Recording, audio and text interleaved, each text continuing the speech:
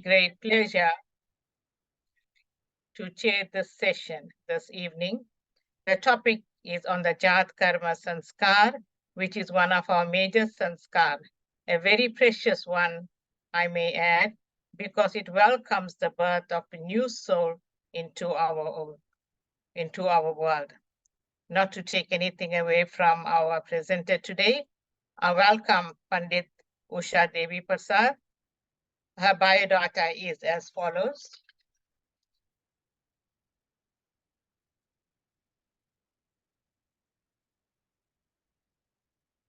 Panditji matriculated at Durban Indian Girls High School and completed her teaching diploma at the then University of Durban West Hill.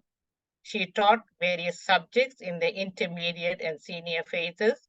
While teaching, she completed her BA degree, honors degree, majoring in Hindu studies, and master's degree in orality and literacy at UKZN. For the promotion and propagation of the Hindi language, Usha taught the Hindi language on a voluntary basis under the auspices of the Reservoir Hills Hindu Seva Samaj. As a regional director of the Durban Central Region of the Hindi Shiksha Sangh of South Africa, she coordinates the Hindi Eisteddfed on a yearly basis. Usha was also instrumental in coordinating the junior Hindi examinations, which was held at the Burnwood Secondary School and later at Hillview Primary School. She served as secretary of the Ved Niketan and is presently the chairperson of Ved Niketan, a standing committee of Arya Samaj South Africa. She is one of the examiners for the graded religious examinations conducted by this organization. Usha is a member of the Vedic Purohit Mandal and was also one of the tutors for the School of Vedic Studies. I think I'm going to change that to is.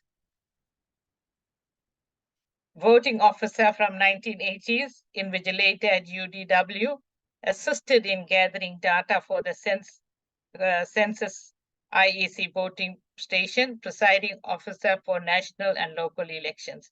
Usha's great passion for traveling is inspired her to pursue her dream by qualifying herself as a registered tour guide. I invite Usha.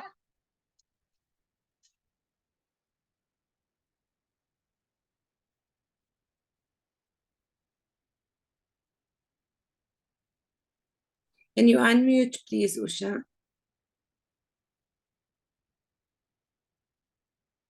Is that okay?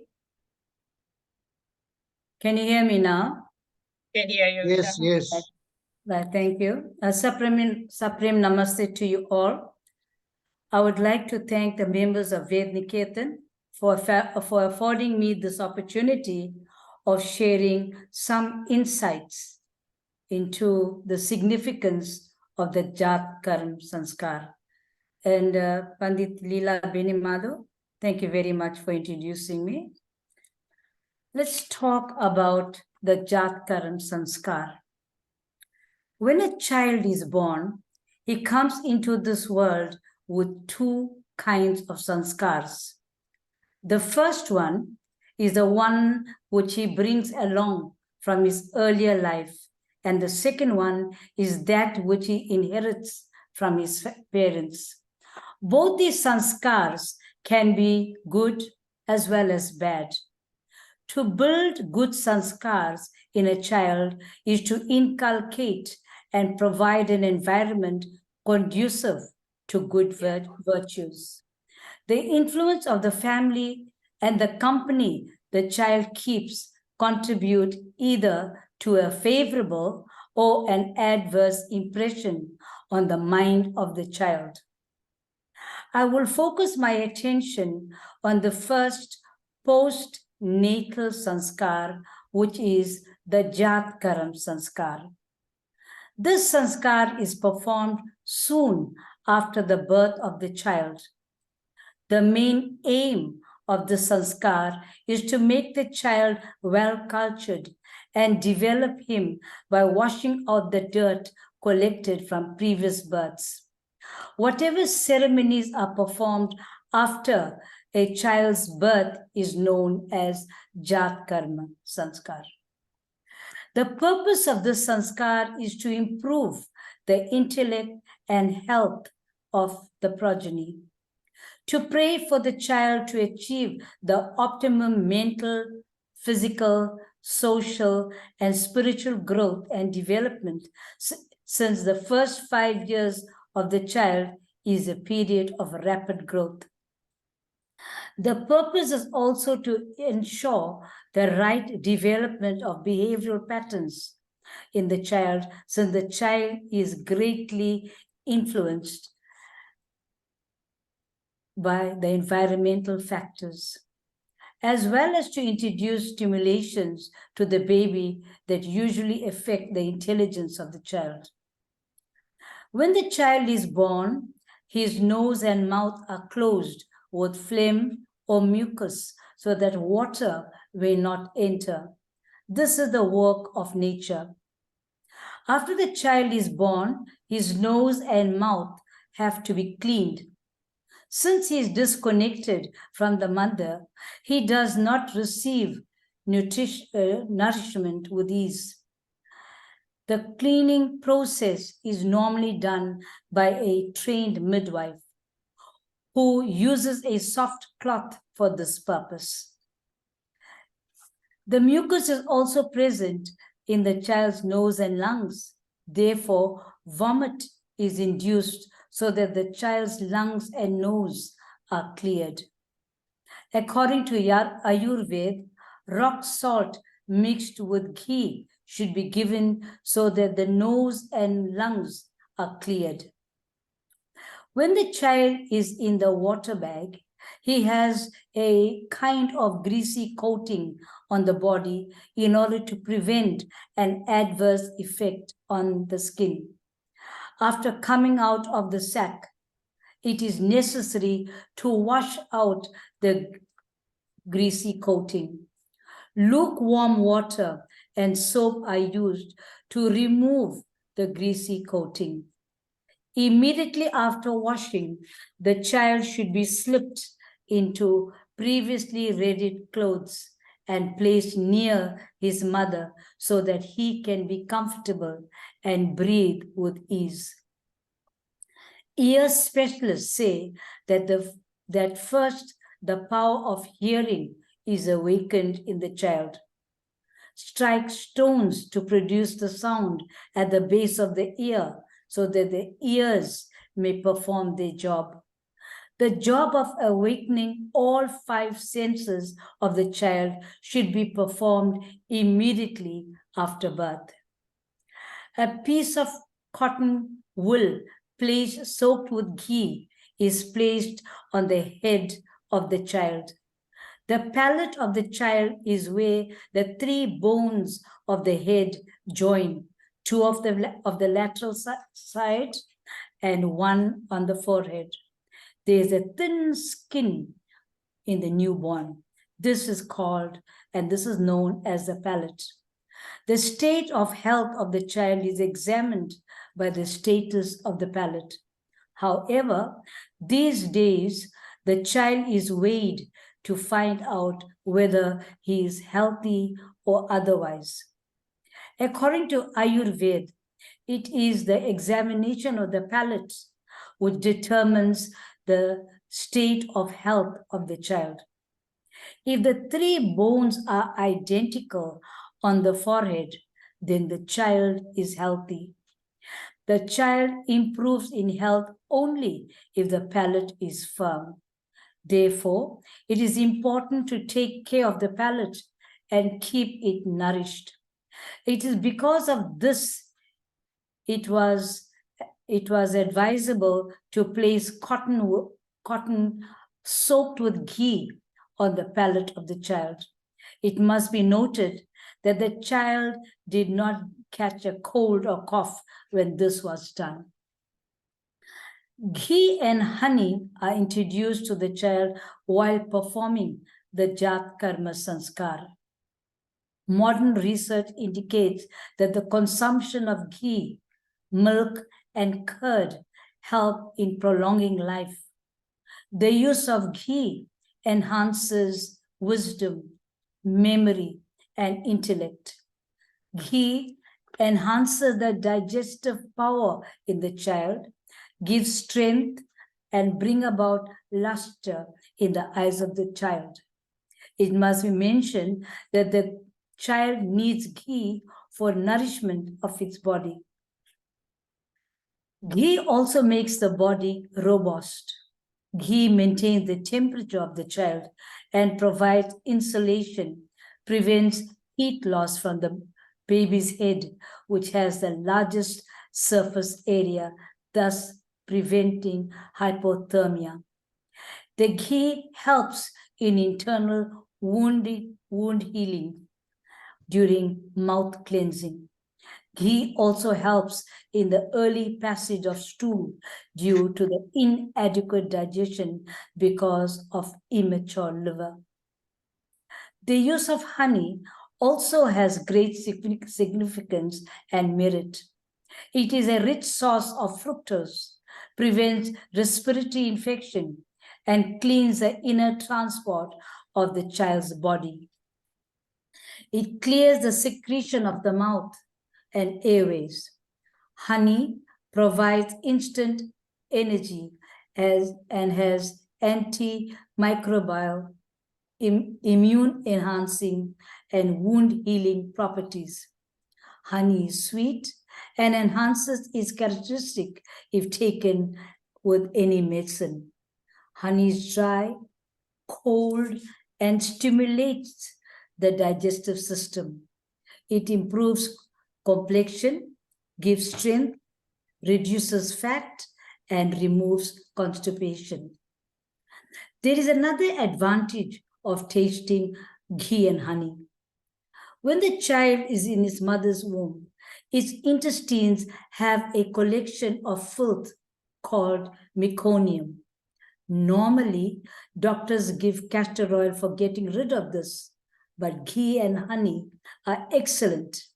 In place of castor oil, the child tastes the mixture of ghee and honey with great ease. To give castor oil to the child, the doctor forces it on him. It is not a pleasant experience for the child that force is used as soon as he is born. It is mentioned in the Sanskaar Vidhi that the child should be offered a lick of mixture of ghee and honey with a gold stick. Gold is considered excellent for the health of the child in Ayurveda. Gold is an immune booster. It blesses the child with good intellect and longevity, improves memory, is healthy in the eyes, for the eyes, and for detoxifying properties. Gold acts as a cardiotonic and tones up the skin. It is through the Jaatkarma Sanskaar the parents introduce babies' sensory organs to the new surroundings. A newborn baby perceives the sensory information from the environment, that is sound, smell, sight, and touch. Sacred mantras recited during this sanskar are also a way of stimulating responses to sound in the newborn. The auditory stimulus has the potency to provoke cognitive activities in the child. The chanting of the sacred mantras also stimulate the brain. It must also be mentioned that the practice of writing Om with the help of a gold holder on the child's tongue is also mentioned in the Sanskaar Vidhi. This is performed by the parents to influence the child unawares. When the parents write Om on the newborn's tongue, they shoulder upon themselves a great responsibility. In whichever environment they keep the child will be influenced with those sanskars. Psychologists say that whatever a child learns and assimilates in his first 5 years are provided by his parents, since the home is his environment. The father plays a pivotal role during the performance of the sanskar. When the father imprints Om on the child's tongue, he takes upon himself a responsibility to guide the child so that he walks on the path of spiritualism. This is the responsibility of the father, and he gives the child this responsibility unconsciously. The writing of Om is important for the child's intellectual development. The father whispers in the child's ear, Vedo Asi, meaning you are a being of wisdom and knowledge. This signifies that the child's life must encapsulate all the virtues, messages, and knowledge found in the Vedas. The child should be a living example of the Vedas. The idea of whispering this mantra in the ear of the child is that it is private and it is a secret and it is a matter to preserve with great care. Normally, whatever is said in confidence or in secret has great significance than what is said openly. The Jaatkarma Sanskaar signifies that as the child grows, there must be an ideal balance between leading a materialistic life on one hand and leading an intellectual and spiritual life on the other. The sanskar is an act of cleaning, correcting, and transforming life into an acceptable form. This purity ennobles human life and raises it to a higher level. The attainment of inner cleanliness and pure life should become an ideal. It is for the cleanliness of the inner self that the rishis provided the 16 sanskars. This means that in one's life, effort is made 16 times to change and improve human life. As soon as the child is born, he is introduced to sanskars in order to imbibe various virtues in life. Sanskars eliminate the already present vices and inducts various virtues in life. From this point of view, a sanskar is an attempt to rebuild human life. Thus, a sanskar is a sacrament that purifies the body, the mind, the intellect, and the soul itself, so that one's entire life is molded in righteousness or dharma. Sanskars could therefore be regarded as signboards on the path of life. Sanskars act as signposts that are sanctioned by our scriptures. The aim of the sanskars is to guide the individual towards the ultimate purpose of life, which is the attainment of moksha. I would like to conclude by stating that the cleanliness of the inner self is most important. It is the performance of these sanskars that greatly assists us by enriching our lives. Every time the sanskar is performed, it offers us an opportunity for reflection and action to correct any bad habits. Unfortunately, many people today treat the sanskar as mere rituals which are performed by a priest without understanding their true meaning. People go through the process mechanically, having lost sight of the inner spiritual significance and the deep, sacred, and solemn nature of a particular sanskar. It is therefore that the Purohit, who has studied the sanskars, plays a pivotal role by changing the mindset of the Yajmans. The task of the Purohit is to educate the Yajman and the public at large by explaining the significance of the 16 sanskars and ensure that these sanskars are observed. My sincere thanks to you all for attending this lecture. Thank you very much.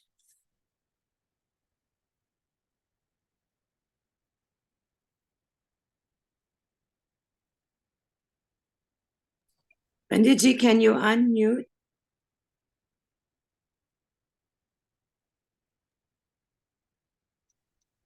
Thank you, Panditji, for your very insightful session. I now invite questions from the floor.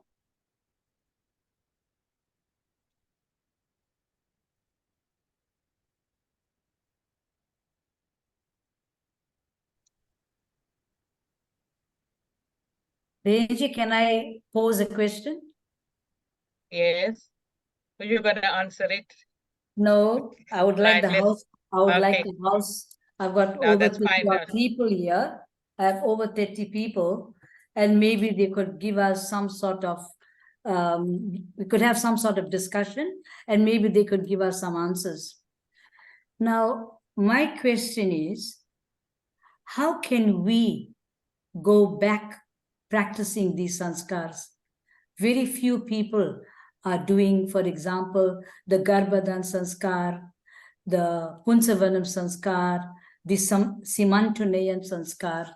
So my question is, how do we encourage members of society to practice these sanskars? We need to have like a discussion.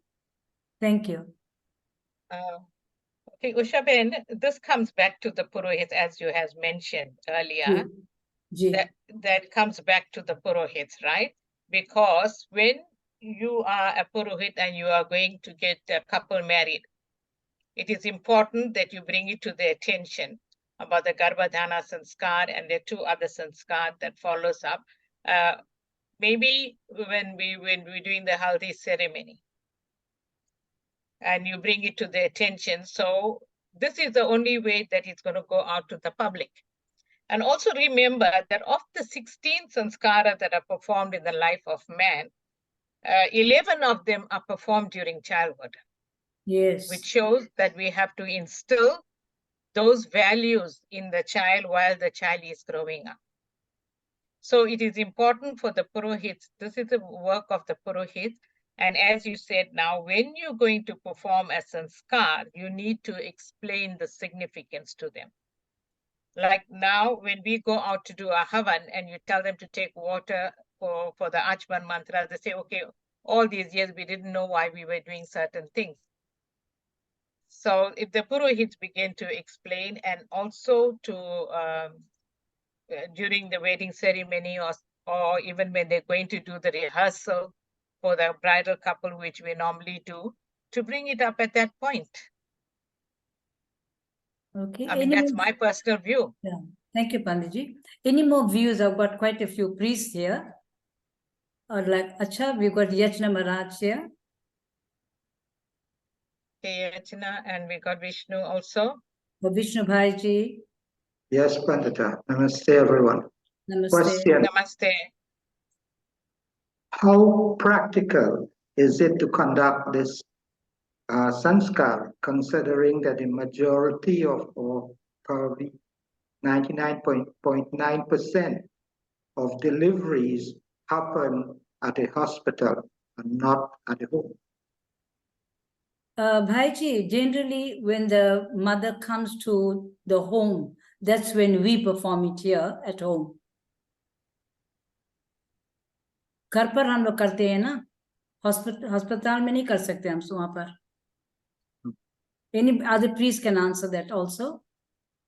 No, what you're saying is true,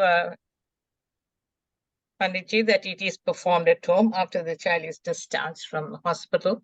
But also remember that the nurses at the hospital do whatever they can and before sending the child over. But when it comes to the house, then, you know, normally we used to have a midwife at home those days. And all these actions had to be performed then.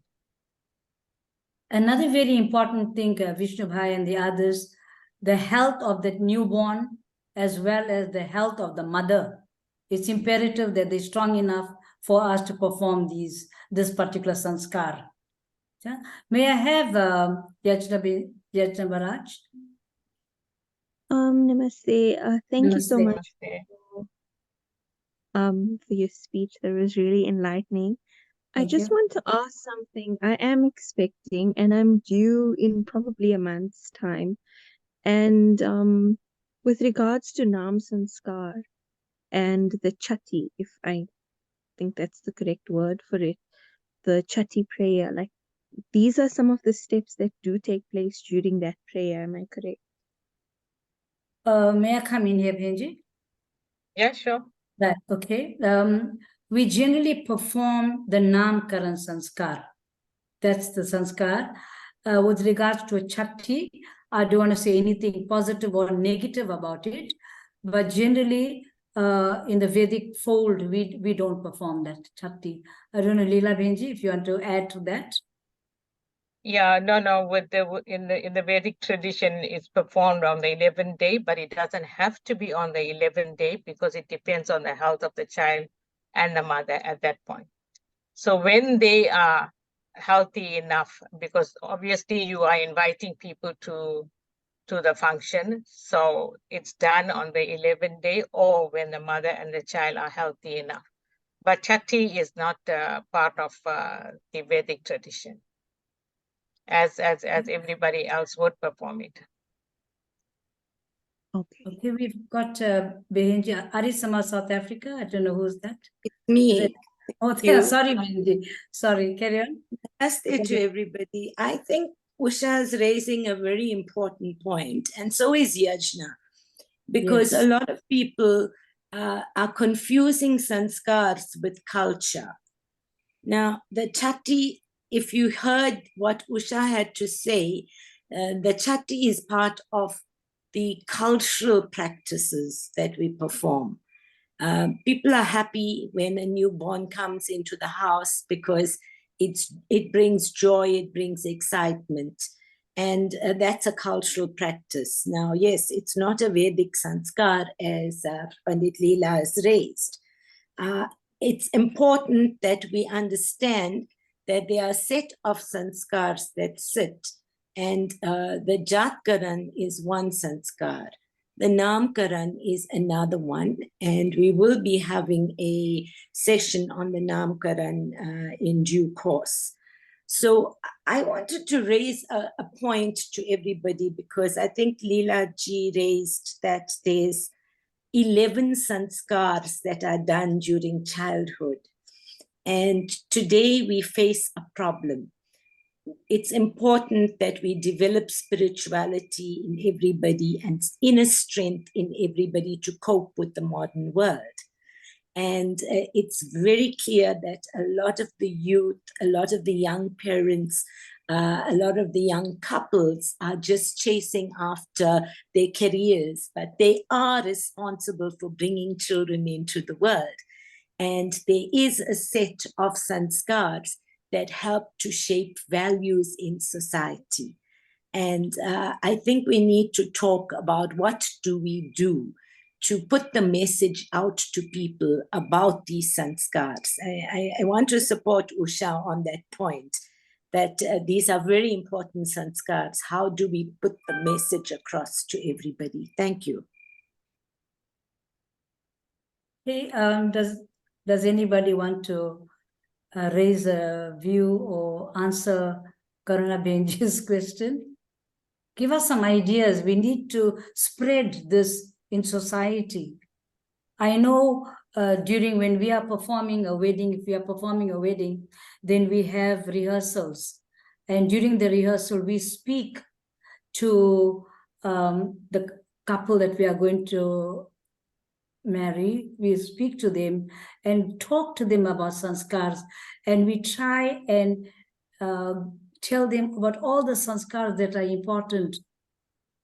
You know, tell them what each sanskar. I do that. I'm performing a wedding in December. So I'm now telling the couple all these, what I'm talking about, raising all these sanskar, like the Namkaran, the Jaatkarma. I started with the Garbhadan sanskar, and then also told them that I am going to be performing that for you guys. So Garbhadan sanskar, they need to know what it is all about. Then only a lovely child will be born. It's very, very important that couple must know what Garbhadan sanskar, what Punsavanam sanskar is all about. Is for the physical development of the fetus. What the Simantanayan sanskar is about. It is for the mental development of the fetus and how the mother must carry herself and how she, must ensure that the child is influenced. I've got an S over here. I don't know who that is. S. Shardharani. S. Pandit Shardharani. Oh, thank you, Shardharani Benji. You got a Namaste, question? Ishabel. Namaste. Namaste, Pandita. Namaste. Namaste. Thank you for the beautiful topic. And I actually relived my my moments of being a new mom 3 times over, because we had done all the sanskars. And as I said, I just was taken back to those times when we performed those sanskars, and it like just warmed my heart, I want to say. All right. So when we actually talk about, look at this platform, I'm not being negative. We have 35 people here. And we are speaking about something so dynamic for society that needs this kind of, I would say, intervention. And yes, 35 of us here can carry the message. The Prohits are all not present. Well, whatever reason. We need to go to a bigger market. That's my opinion. We have Hindwani radio station, which is close to us, which is something that I say belongs to us all, right? And they're very accessible. We used to have certain segments that so-called belong to Vedic presentations. And Swamiji used to be on that. I'm not sure if he's still on. So this beautiful presentation, and even the other ones that I've been, when I have time, I come on to. I think it's important, as we're having this kind of a discussion here, to open it up even there as an hours program, because I think a community we're looking for needs this kind of education and information. So, that's what my opinion is, that we should start actually getting into radio, if not anything else, but the radio that we have that's friendly to us.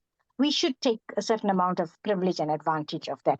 I see other sects of Hinduism doing that, constantly inviting Prohits to their programs, having discussions on certain points of certain pujas and vidhis and so on, which has been quite influential in people's lives. When you speak about them, oh, Hindwani is teaching us so much. I don't mean to quote Hindwani in a negative way or whichever way we see it, but this is the reaction from people that, oh, we're learning so much. We never knew this. And, this Pandit said this, that Pandit said that, this Maharaj said this, etc., which is very positive in terms of Hinduism at large.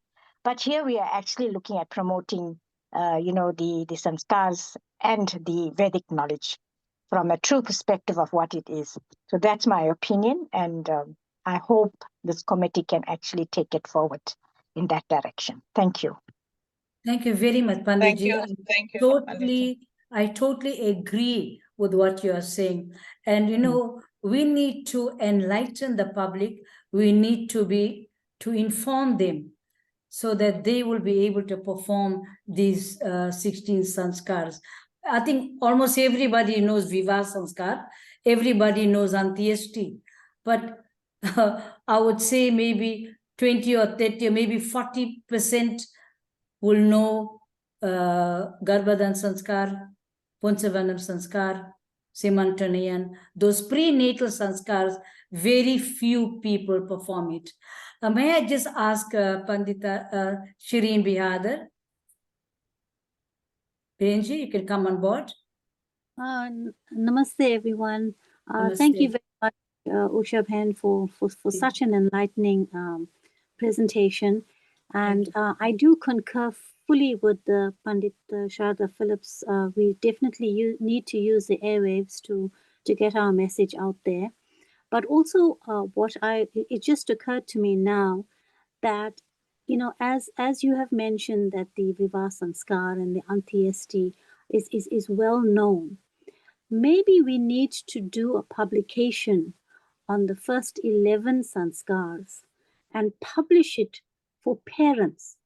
So when we are giving a gift, for example, when a child is born, you know, we can include this book with that. We can actually go out and make it accessible, even as you said, when the couple is getting married and things like that. It's something that we can say, look, you can do this for your child.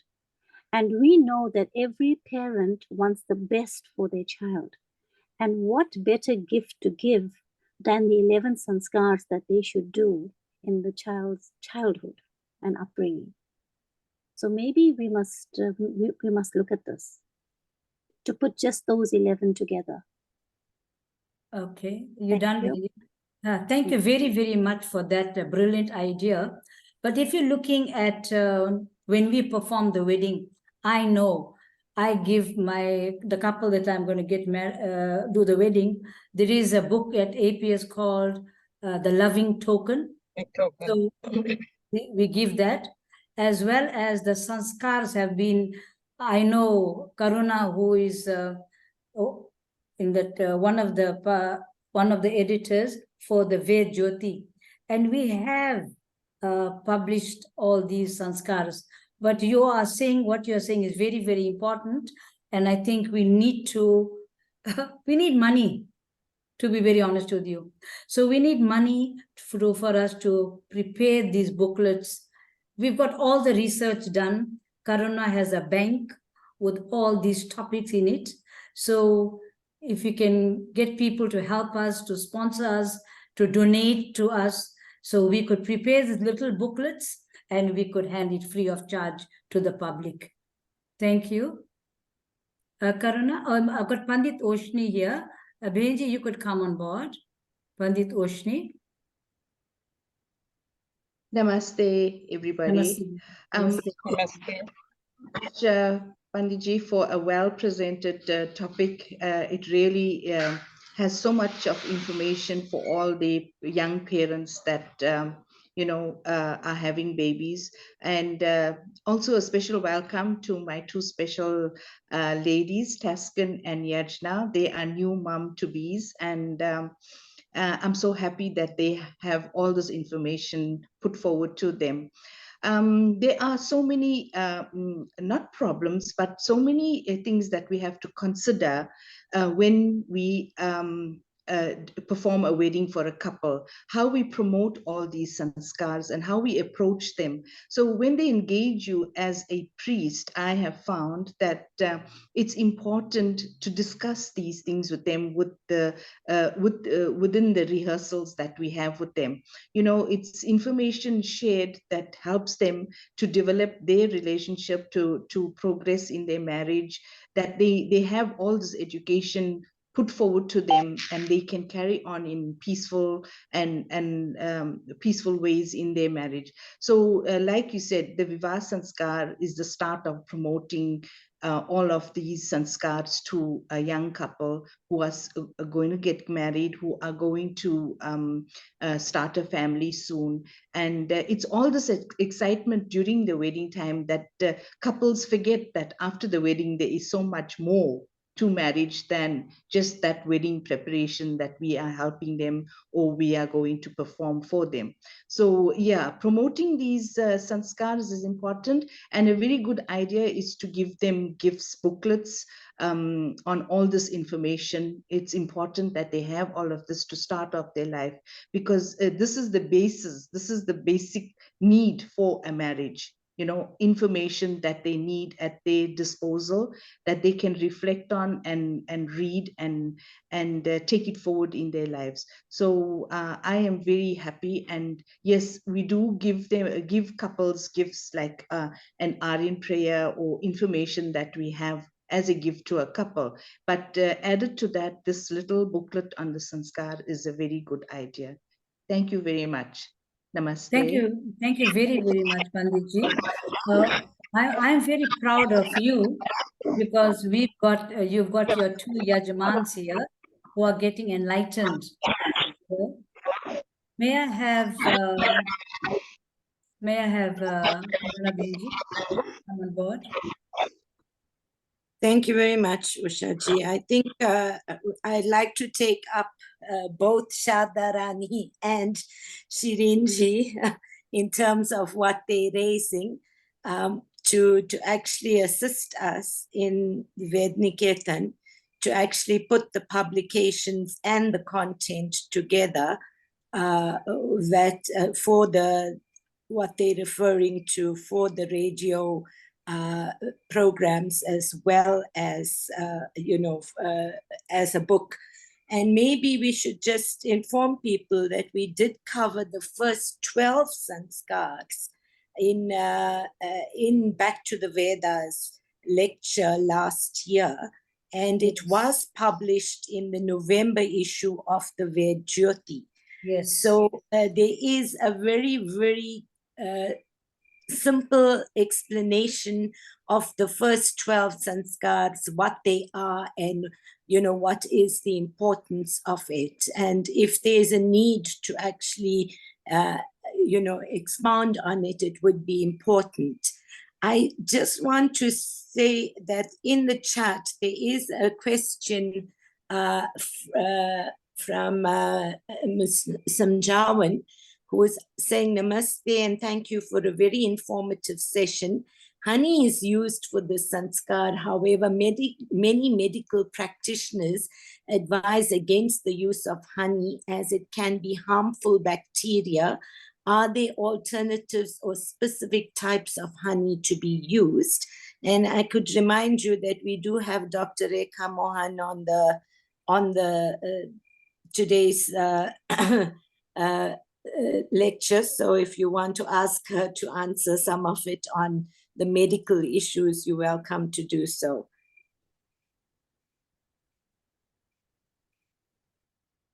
I think she should comment on that, Ushabi. Acha, thank you. Doctor. Yeah. Namaste, everyone. Namaste, everyone. Can you hear me? Yeah, Yes. namaste. Yes. Thank you, Ushabin, for a lovely, lovely presentation. Thank Just you. one correction, and I'll answer the honey issue in a minute. But generally, doctors, or mainly doctors, do not give newborn babies castor oil. In fact, castor oil is a very, very strong emetic, so it should not be used even in adults, right? It's no more Yes, used. yes. But for newborns, it can be very, very dangerous. So the newborn excretes that meconium, the meconium does come out Yes. naturally, right? Yes, Our right. human, and I just loved I was so reminded of my times when I delivered babies and how you mentioned about the mucus and the covering layer. And, it was very nicely presented. The thing about honey is, yes, I've never seen any pediatrician advise the honey. However, for my children, I think that sanskar of writing Om on the tongue with honey was done at 3 months, where they already, and if you breastfeed your baby, then you're giving the baby your immunity. So it's quite safe. I have not had any problem. The thing about honey is you should give the natural honey, not just from the shelves, maybe the raw honey or the very, good quality honey. I've not experienced any problem with honey. In fact, honey is a natural antibiotic, as far as I know. And if you ask dietitians, honey is a natural antibiotic. So that shouldn't be a problem, actually. And the best thing is to take the advice from pediatricians, if you need to do it, do these sanskars before 3 months. By 3 months, the writing of the Om on the tongue is fine. And if it's ghee, it should be pure butter ghee. If you're using, it should be the butter ghee made at home, not bought from outside. It should be your own butter made into ghee at home. That would be my advice. I thank you for your attention. I Thank hope you. that has been Rekha. helpful. That was, yeah. Thank you very much, Benji. I totally agree with you. But when we talk about talk about honey, the amount of honey is important. We're just asking the parent just a small lick of honey, little bit, not even a teaspoon. That's important, you know. We don't want them to give a tablespoon of honey to the child or whatever. Okay, carry on, Benji. Leela Benji. No, I said thank you to Rekha ji for her contributions. Yeah, but I have given my grandchildren honey lots of times, because when they don't take the panada syrup, so you give them the honey first and then you give them the panada syrup. So there was no reactions. We didn't have any reactions to the honey that we were giving them.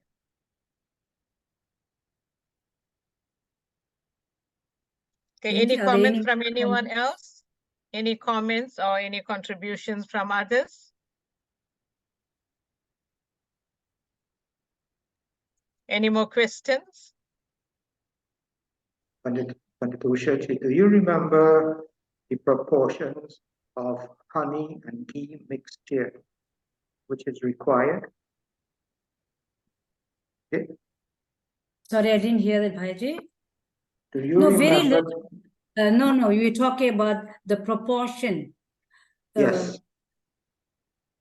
I would say if you're putting ghee for about quarter teaspoon of ghee, then just a little more for the honey, because the sweetness of the honey will attract, you know, and the child will enjoy the honey. That's what I will do. Little more of the honey. I remember Sanskaar Vidhi has an exact proportion of ghee to honey. And if I Okay, remember what is the correctly, proportion? I think it is 3-to-1.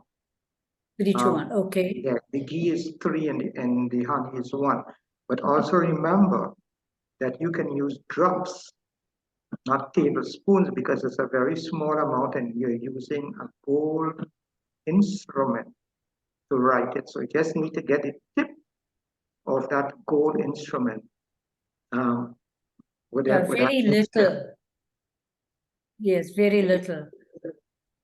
Okay. Thank you.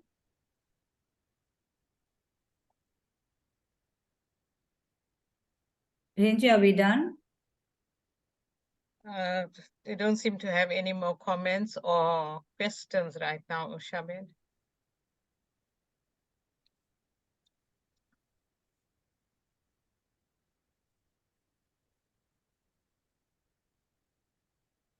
Okay, Dr. Hansing. Dr. Singh. Namaste. Namaste. Namaste. Yeah, it's nice hearing you from a long time.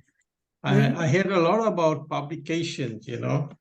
Gee. And what I suggested was that, you know, if you consider doing academic publication, like writing journal articles, you know, on the Sanskaras.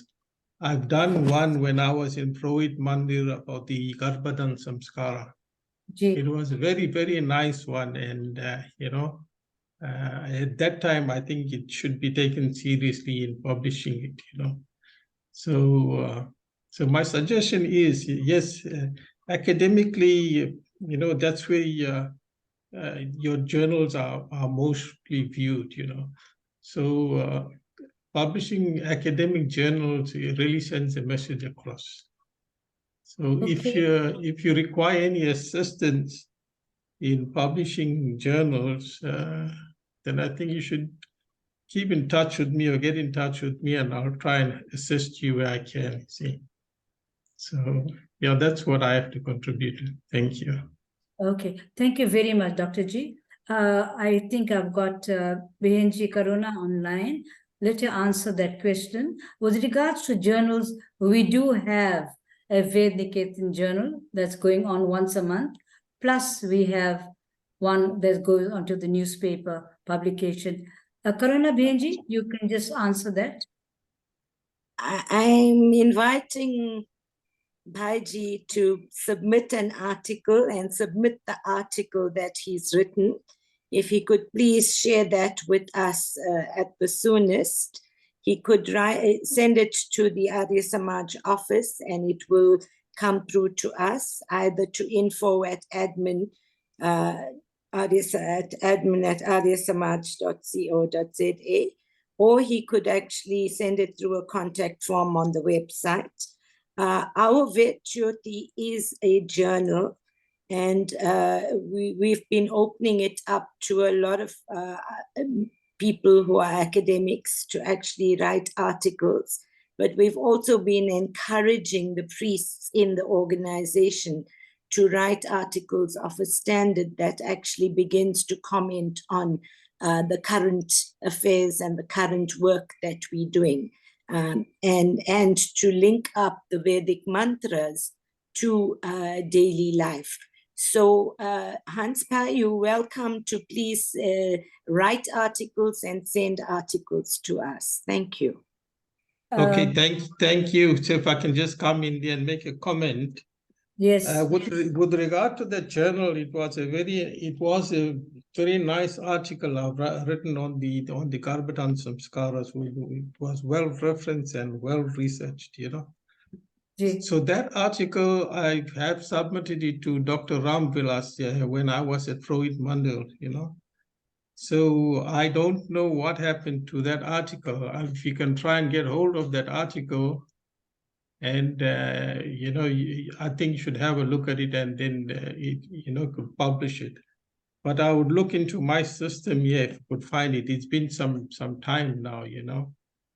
So yeah, so I suggest that at the Arya Samaj, when I was there, the Purohit Mantra, I submitted that as well on the one of the assignments I've done. And there was a comment regarding the images. I have put in some diagrams. You know, research asks for diagrams. So I put in some diagrams and I suggested that what I thought they couldn't understand the importance of a journal article, you know. So the sketches, I think, put them off. So actually research asks for all that, you know. So try and look at the submissions, if you can go far backwards, and then you might find that article there and have a look at it and come back to me and I can make the adjustments, you know. Otherwise, I would look into my system. If I do find it, then I would submit it back. Thank you. Thank you, Bhaji. Okay, what year was that, Hans Bhaji? What year was that? It was sometime back, I think maybe about 4 years back when I was there. I think around about there, or maybe 5 years ago. I'm not sure. If you can find it, then it will be good. But if you can't, then I would look into my system here, you know, because I've done a whole lot of research, you know, and I have to go back and look at it if I can find it, you know. So if I do find it, it's a very, very interesting article, and I think it answers all your questions. You know, it takes you back to a whole lot of things that people need to know, and it also reflects on the abuse of women.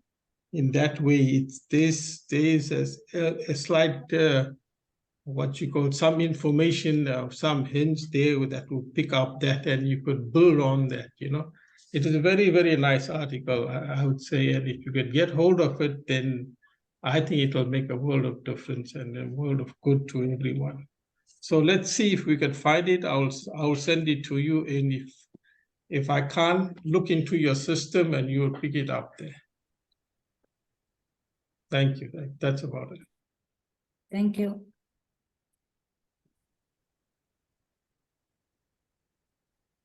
Ila Bhenji, we done? Okay. I think we should just try looking for it at the offices in the stack of the books that we have, not in the storeroom, but the books that were kept aside, Ushabet. Maybe we can, because 4 or 5 years is not too long ago. Bhaji wrote a book. Dr. A Ji wrote journal, a that's what you said. Oh, You he No, say wrote the I journal. wrote a journal article. Sorry to come Journal. back. I wrote a journal article and it was submitted for an assignment. And I don't know the exact tutor's name at that time, but I couldn't remember very clear. But try and look for it in the assignments and see if you could find it. Yeah, Yeah, I think Dr. what you Ram say. Vilas. Yeah, Dr. Ram Vilas also had a look at it. Anji, And I understand what you're saying fully, but we have an editorial committee for the Ved Jyoti, and from 2021 we set up a new process with new norms and standards for it. So if you submitted something in the past, unfortunately, we will not have it. So that's why I'm inviting you to make a new submission and update your article and send it to us so that we could look at it. We also do a peer review of the articles that come through, and if they're not referenced or if there is any plagiarism in it, we don't accept it.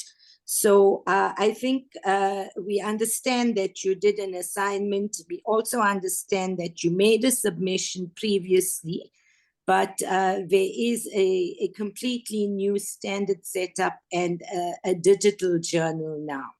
So I think that if you could please accommodate us and look for it in your archives and send it through, it would be very useful. Thank you. Leela Thank you, Benji, I will think do. we need to round up now. Okay. Okay. Thank you, Pandit Ushaji, for a beautiful presentation. We you. will recite the Shanti part. Can we just announce the next I think meeting? you did say the Shirin Bihar there was. I think you announced that already on the Yeah. Namkaran Sanskaar. Yeah. Okay. Okay. Om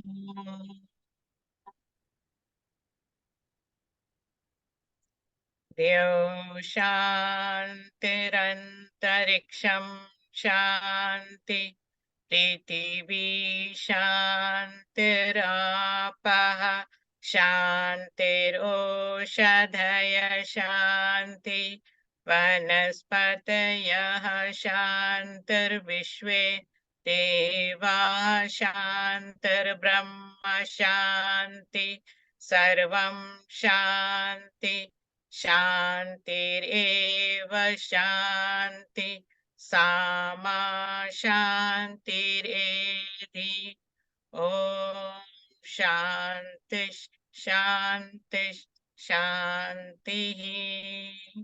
Namaste. Namaste.